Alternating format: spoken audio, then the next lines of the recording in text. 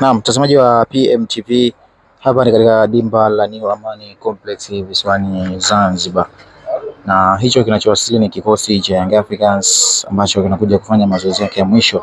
katika dimba hili katika mchezo wao wa dabi ya Kariakoo, wakiwakaribisha Simba Sports Club. Young Africans wenyeji wa mchezo huu wanaingia katika mchezo huu wakiwa na alama 28 katika msimamo wa ligi kuu ya NBC, huku mnyama Simba Sports Club akiwa na alama 23 katika nafasi ya 3, huku Young Africans mabingwa watetezi wa ligi kuu ya NBC wakiwa kileleni na michezo yao 10 kama ilivyo kwa msimamo kama ilivyo kwa watani wao wa jadi Simba Sports Club. Young Africans anaingia katika mchezo wake na kumbukumbu nzuri katika dimba la New Amani baada ya kuweza kushinda mchezo wao wa mwisho wa dabi ya Kariakoo ambao ulikuwa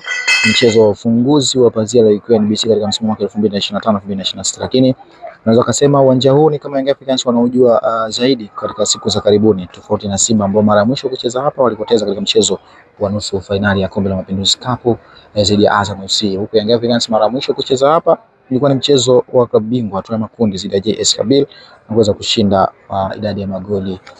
3-0. Naweza kusema matokeo yao ni kama Young Africans wanapa matumaini, lakini kumbuka hii ni dabi ya Kariakoo. Young Africans wanatafuta ushindi wa 7 mtawaliwa mfululizo mbele ya mtani wao Simba Sports Club. Huko Simba Sports Club wao wanatafuta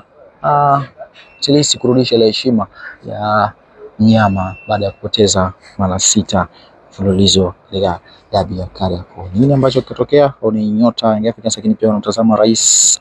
wa klabu ya Young Africans Engineer Hersi Said, baadhi ya viongozi wakiwemo pia mkurugenzi wa wanachama Ibrahim Samuel, na ni miongoni mwa watu ambao wapo hapa kushuhudia